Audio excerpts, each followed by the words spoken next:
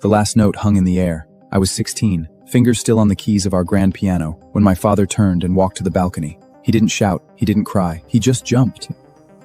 Blood bloomed across the white roses below. The man who did this to him was my piano instructor. The woman who stood beside him was my mother. Piano became my nightmare. On the day I married Lila Reed, I looked into her eyes and said the quiet, terrible promise. If you ever want to leave me, play the piano.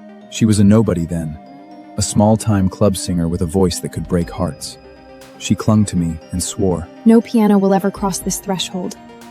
Not ever. I believed her. I was Shadow, the anonymous composer behind every chart-topping hit. I wrote her songs. I built her brand. I turned Lila Reed into a global pop icon. For 5 years, I hid in the dark so she could shine. I thought that was love. I was wrong. I came home early with a new track, one I'd spent 3 weeks perfecting. The second I opened the door, I heard it. Piano. Clear, cruel, and familiar. I stepped into the living room. Lena was seated at the grand piano I'd forbidden. A man in a white tailored suit stood behind her, arms wrapped around her waist, their fingers tangled on the keys. They were playing a melody I wrote for her. My song. When she saw me, she didn't panic. She didn't even flinch. Ethan, meet Kian. He's my new collaborator. The man turned. I knew his face. I knew his blood. He was Damon Hale's son. The man who destroyed my father. My voice came out cold, sharp enough to cut glass. My father only had one child. In that moment, I knew. The marriage was over. The mercy was gone. I sat at my father's grave for 3 hours. Rain started to fall, cold and gray, just like the day he died. I didn't just lose a father that day. I lost the right to grieve. Where are you? You're being ridiculous. I'm at the cemetery. Silence. Then she sighed, like I was a burden. You're still upset about the piano? It was just a song, Ethan. Let go of the past. My chest tightened. Pain exploded in my stomach, old ulcers from years of writing through the night, skipping meals, burning myself out for her. I dropped the phone. She called back, frantic. Are you having an attack? Don't move, I'll come get you. A car sped past me. It was hers. A text popped up a second later. I stared at the screen. No shock. No hurt. Just calm, icy clarity. I dialed my lawyer. Draw up the divorce papers, and recall every single song I ever gave Lila Reed. Every last one. She was a star because of me.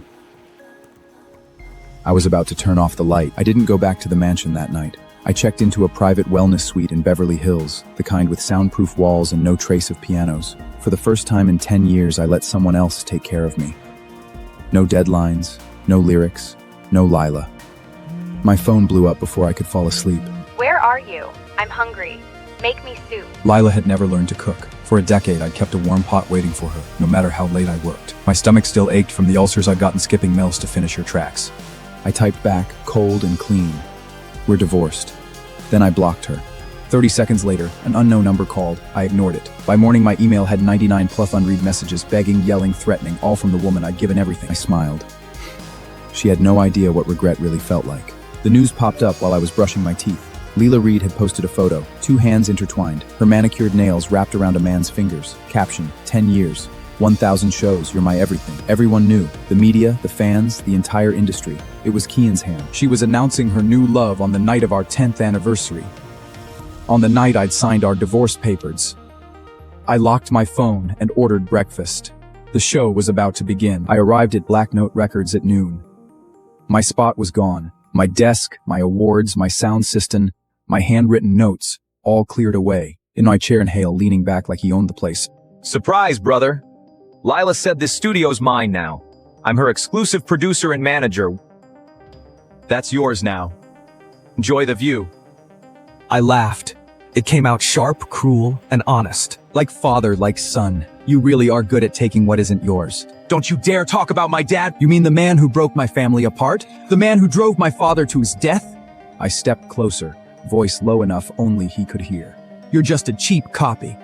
Even your lies are unoriginal. Love isn't about who came first. It's about who she wants. And she wants me. I stared at him. You can have her. She's used up. Broken. Just like you. I found my father's silver ring in a cardboard box, slipped it onto my finger, and walked out. Lila was waiting by the door, arms crossed, eyes tired. Ethan, stop being childish. Block me. Apologize. I looked at her like she was a stranger. We're divorced, Lila. She sighed like I was being impossible. Fine. I'll make it up to you. I'll announce you're my husband at the concert tonight. The fans will accept it. Just stop this. That was her offer. After 10 years of hiding, of lying, of letting her pretend to be single, she'd reward me with a mention. I walked past her without a word. In my car, I snapped my SIM card in half and threw it out the window. Tonight, she would have her 1,000 show celebration, and I would end her career. 8 p.m., Madison Square Garden. The arena was packed. Fans screamed Lila's name so loud the walls shook. Neon lights flooded the stage. She rose from the floor on a golden platform, gown sparkling, microphone in hand. Her eyes scanned the front row. It was empty. I wasn't there. For the first time in her career, she looked nervous. She opened her mouth to sing the first note. The music cut off. Silence. Confusion rippled through the crowd. Leela, it's bad. Ethan's lawyers just served the label. He's recalling every single song you ever performed. No rights, no stage, no nothing. Her face went white. Her knuckles whitened around the mic. The fans started to murmur. Refund! What's happening? She didn't write any of them, did she? Lila's throat bobbed. She forced a smile, shaky and fake. Everyone, I'm so sorry. I've developed a sudden vocal condition. My doctor insists I stop immediately. Liar! Liar! The crowd roared. Boos rained down. Camera flashes exploded as she stumbled off stage. Humiliated, destroyed, ruined. In that moment, Lila Reed's empire crumbled, and I watched it all from a private suite, drinking whiskey, completely calm. I'd kept my promise. She played the piano. I took everything. The backstage chaos was a war zone. Leela slammed into her dressing room, throwing chairs, screaming at assistants. Call him! Call him now! Her manager handed over a phone. I answered on the first ring. Ethan, please. We're family. You can't do this to me. Divorced.